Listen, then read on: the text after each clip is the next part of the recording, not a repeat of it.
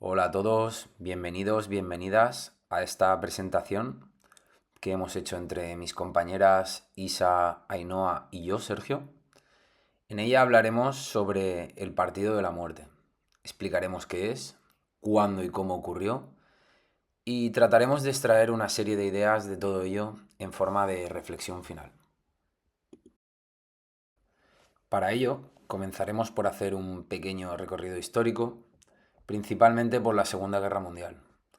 Es un evento histórico bastante complejo y necesitaríamos mucho tiempo para poder explicarlo bien, pero al menos sí que lo haremos lo necesario para poder ubicar el partido de la muerte. Seguiremos hilando un poco más fino con los siguientes puntos hasta llegar a la ciudad de Kiev, donde ocurrió una batalla entre el bando nazi y soviético, y lugar donde ocurre todo el tema principal.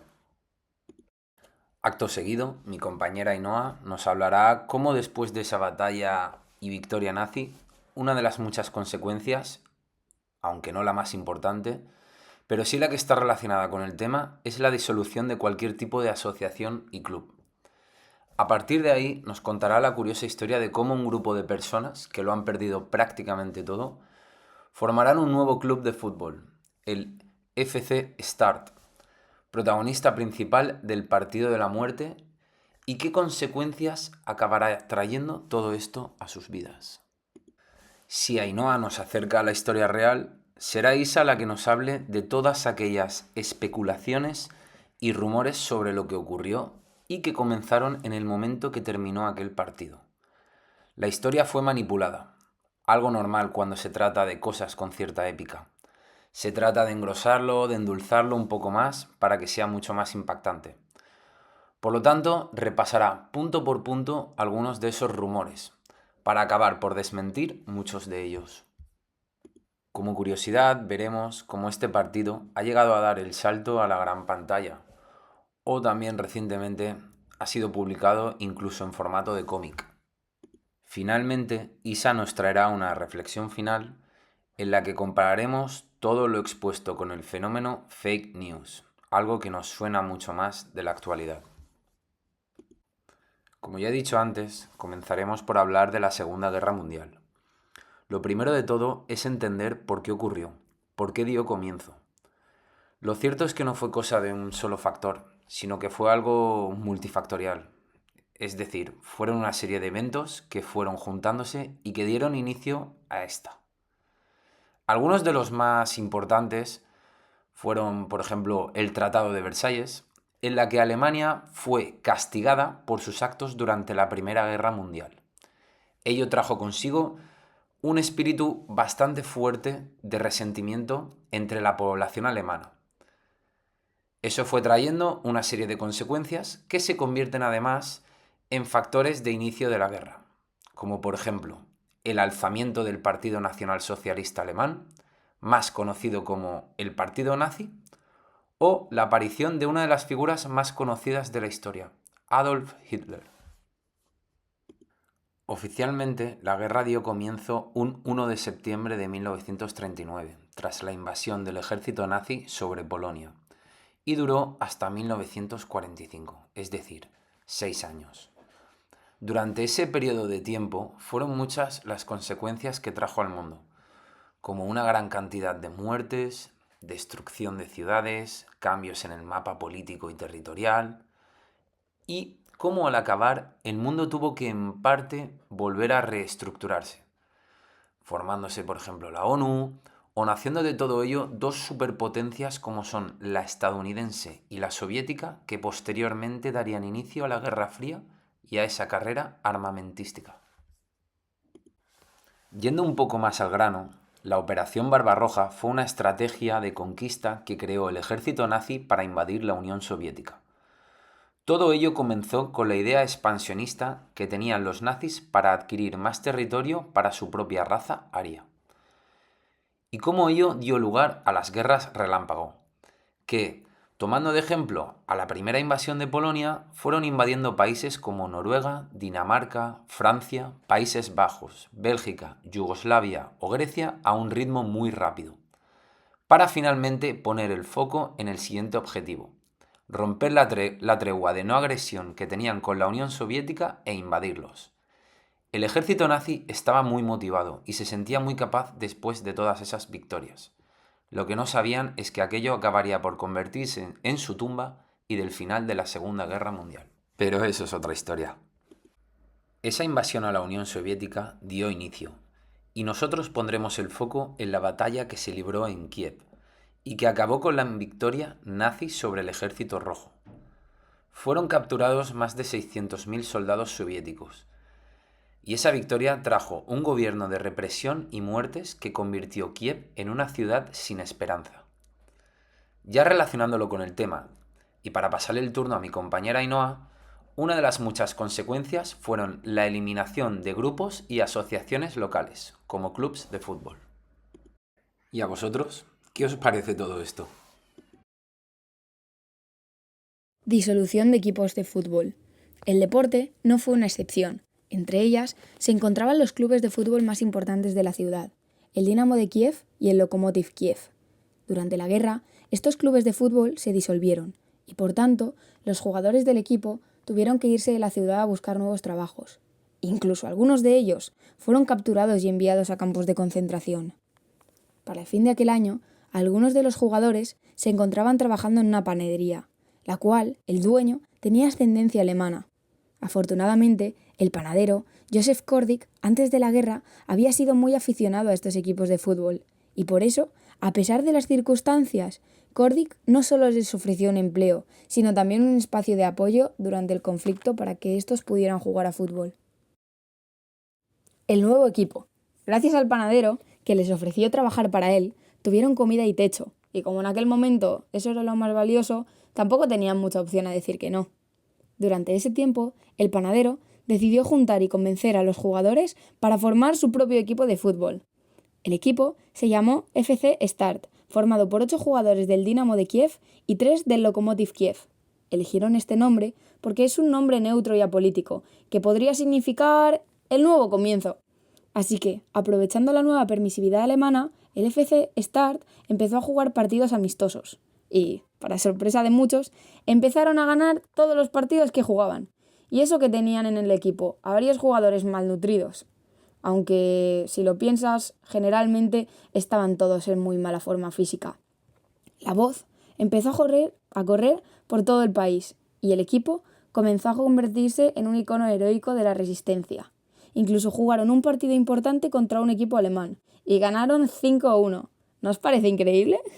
Lo que captó y provocó todavía más la atención de los nazis, los cuales, mosqueados como no, pidieron revancha, que se celebró 3 días después.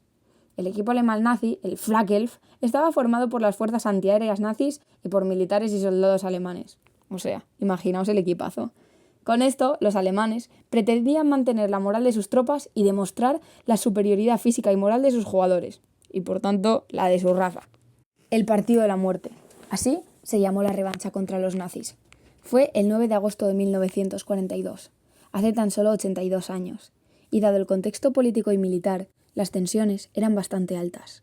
Aunque no hay clara evidencia, se cree que los nazis advirtieron a los soviéticos que debían perder el partido, si no, podrían tener algunas represalias. Los soviéticos lo meditaron, pero pensar que los nazis ya se lo habían quitado todo, lo único que les quedaba era la ilusión de salir a jugar y ganar. Además, ahora eran un signo de resistencia contra los nazis, no podían rendirse sin más, tenían que salir a jugar. En el partido, los árbitros eran nazis alemanes y permitieron el juego bruto y violento por parte de los jugadores del Flakelf, ignorando así las faltas cometidas hacia los jugadores del FC Start. Esto hizo que el partido fuera aún más tenso, ya que además de que los soviéticos competían contra jugadores más fuertes físicamente, encima el arbitraje no era justo. De hecho, el primer gol lo marcaron los alemanes de manera muy violenta. En un acercamiento a portería, un alemán le metió un patadón en la cabeza al portero soviético que flipas y consiguió marcar gol. ¿Y qué creéis que hicieron los árbitros? Efectivamente, no hicieron nada. Así que esto hizo que los soviéticos reaccionaran rápidamente y lograran no solo igualar el marcador, sino superarlo. En el descanso, aunque los detalles exactos de lo que ocurrió en el vestuario no están bien documentados, hubo mucha tensión. Se cree que los nazis les volvieron a advertir a los soviéticos para que perdieran o se retiraran del partido, ya que en un evento tan público, que los nazis fueran perdiendo el partido se podría ver como una humillación hacia el régimen. Finalmente, ambos equipos salieron a luchar la segunda parte, y a pesar de ser un partido bastante complejo, se podría decir que los soviéticos les pegaron una paliza a los nazis.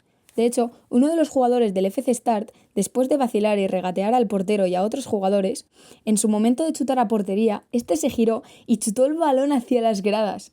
¿Os imagináis hacer eso en un partido tan importante? Demostrando así su resistencia y su desprecio hacia el equipo alemán y el régimen nazi. Cuando acabó el partido, el resultado fue 5-3 a favor de los soviéticos, y esto fue un claro ejemplo de demostrar que la raza aria no era superior, sino más bien eso era lo que los nazis querían creer. Las consecuencias. No podía ser todo tan bonito. Al finalizar el partido, los jugadores celebraron su victoria junto a los que les apoyaban. Y no justo después, pero semanas y meses más tarde, los nazis arrestaron y mataron a algunos jugadores. Ganar el partido no fue la causa directa de su muerte, pero digamos que debido al partido los encontraron y los acusaron de ser comunistas o tener ideologías diferentes. Así que, con esa excusa, se los llevaron a los campos de concentración para torturarlos y matarlos. No aniquilaron a todos los jugadores, pero sí hay constancia del asesinato de 4 personas del equipo. ¿Qué os parece? ¿Os lo esperabais? Todo lo que ha dicho mi compañera Ainhoa es cierto, pero ahora imaginaros a vosotros mismos experimentando el partido de la muerte. ¿Creéis que la información sería la misma? ¿Pensáis que la información de aquel momento coincide con la que actualmente tenemos? Una de las definiciones del mito es como un ejemplo de creencias, como una forma de captar y expresar un tipo específico de realidad, como un sistema lógico o como una forma de discurso. El mito siempre tiene algo de verdad y algo de invención. Y eso es lo que se creó alrededor del partido de la muerte. ¿Cómo creéis que esto ha podido suceder? ¿Creéis que es fácil crear mitos? Todo lo que hemos dicho anteriormente es lo que hoy conocemos del partido de la muerte, y parece ser que se acerca más a la verdad de lo ocurrido en ese momento. Sin embargo, cuando sucedieron los hechos, se dijeron cosas muy diferentes. ¿Qué nos contaron sobre el partido de la muerte? Sobre la formación del equipo, nos dijeron que Joseph Kordik ayudó a la unión de los jugadores en su panadería, además de darle trabajo. Lo que omitieron es que la razón fue su posterior pacto con la administración alemana, la realización de una liga soviéticas contra alemanes. Todo ello porque Kordik pensaba que con la condición física y de malnutrición en la que se encontraban los jugadores, el FC Star no ganaría ningún partido. Sin embargo, en alguna ocasión se cambia la historia y se cuenta que el equipo soviético llegó a conseguir un trato favorable por parte de los alemanes para que estuvieran bien nutridos para los partidos.